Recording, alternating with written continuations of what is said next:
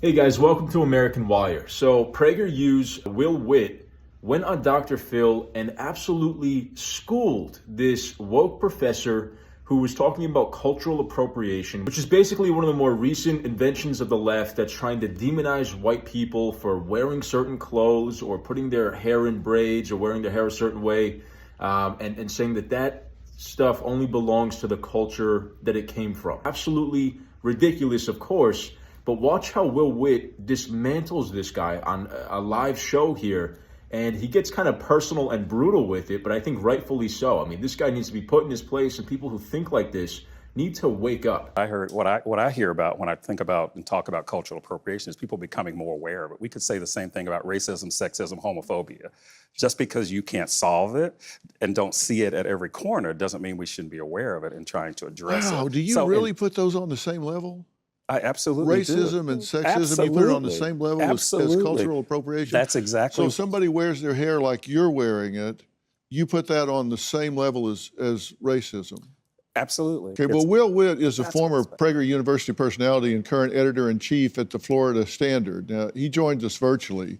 Will, what prompted you to make that video? Well, really, I made that video to prove anti-white ivory tower professors like the one in your studio wrong. I mean, this video and the others that I've made like it with Native Americans, with Mexicans, with the Chinese you just watched are irrefutable evidence that people like that professor are exactly wrong on cultural appropriation. And if we want to go back and we want to talk about the hairstyles and things, just bringing this up, I mean, I've seen people get offended by braids and say, oh, you know, braids are a black people thing and white people can't wear braids. It's called a Dutch braid. It was from back in Nordic times, old Nordic times, with white people, with Vikings, would wear braids, yet people want to come and claim that it's some part of their culture now. No, you can't claim that something is just a part of your culture either. It's for people to share and celebrate and use so you can actually have a society that is cohesive and works together as a melting pot, not all these different groups that can't work together because everyone's so offended. The only people who are actually offended by cultural appropriation don't really have anything else of meaning going on in their lives, it seems.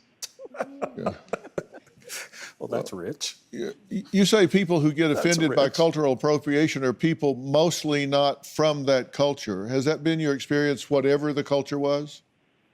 Oh, most definitely. I mean, one of the most important videos that I ever did with PragerU is when I went to the Navajo Indian Reservation in Window Rock, Arizona. And all of these Navajos that I talked to didn't want other people to get offended for them on their behalf. They wanted to feel responsible for their own culture. They didn't want someone coming and, for lack of a better word, white knighting them and saying, hey, we need to come here and save you. You know, all these people wearing headdresses and things or a feather in their hair, we need to come and save you. They didn't want that. They wanted people to come and say Geronimo. They wanted planes named the Apache helicopter. They wanted the Washington Redskins as their sports team to celebrate their culture. They didn't want other people getting offended on their behalf. It's a thing created by elitist white people who don't really ever talk to these people in these cultures.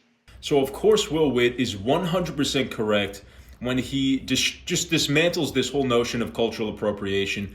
Why does the left feel the need to invent these new concepts that basically are just the same message? You know, white people are bad and they should be guilty. They need to pay reparations. They need to pay for their sins.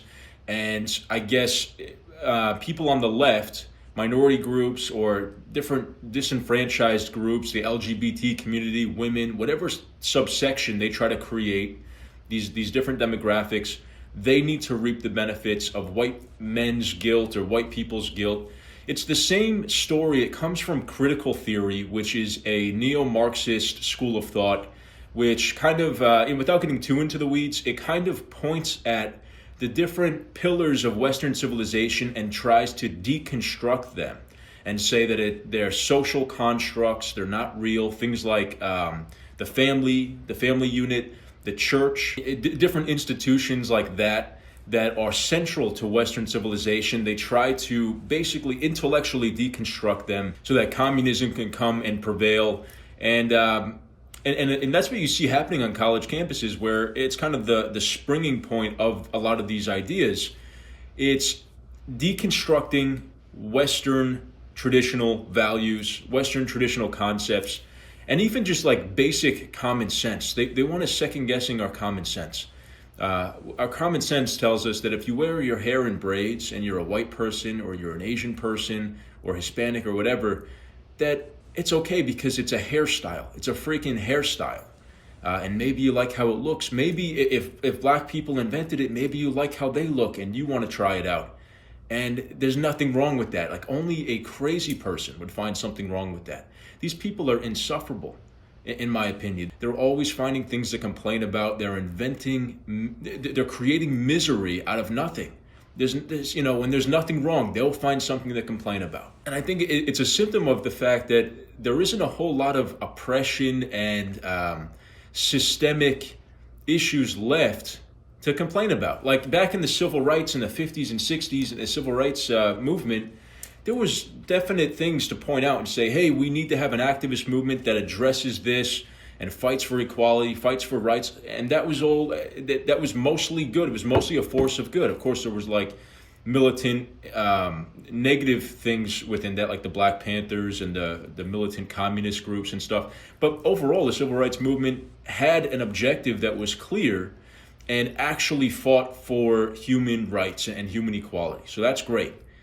But now our society is equal and everybody does have, largely speaking, equal opportunity under the law and equal treatment by the law. And basically the left is charged with inventing problems where there aren't any because that's their business. That's their business model. They need to basically have a disenfranchised group see them, the political actors on the left, as the saviors of whatever problem there is. And then they vote for them. They donate to their nonprofits. They fund their activist movements, things like that. They buy their books and they fund the universities where these ivory tower professors, as Will Witt says, are fortified. And they have tenure and they're there and they're going to be brainwashing your kids for the next 20, 30 years, for decades to come. It's a system. That's a systemic problem.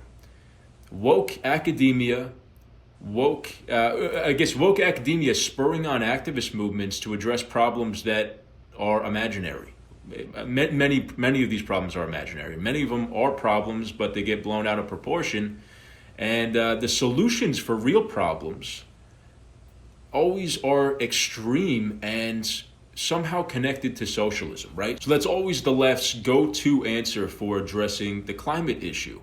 Of course, people on the right, we're not for polluting. We're not for destroying the planet. We care about the planet too. We just don't think that the solution for those climate-related issues is to usher in the Green New Deal and socialism and to dismantle capitalism. It's a huge jump from that issue to the solution being pseudo-socialism, basically. But anyway, getting back to Dr. Phil and Will Witt here, I just want to say Will Witt put it perfectly with his retort to cultural appropriation. I think this professor was just caught off guard. You can see the look on his face. He's used to a classroom full of kids who are too scared to disagree with him or just fall in line with his ideology. He's used to the echo chamber of academia. He's used to the echo chamber of the mainstream media that affirms his worldview and propagates it. So I think a lot of these people, these far left student activists, these far left professors, are actually in shock when they are met with well thought out, well articulated opposition to their extremist ideology. And I think we saw that in real time here in this clip. Let me know what you guys thought of this clip in the comments. If you liked the video, please leave a like. Thank you for supporting the channel. If you like the channel, please subscribe, and I'll see you next time.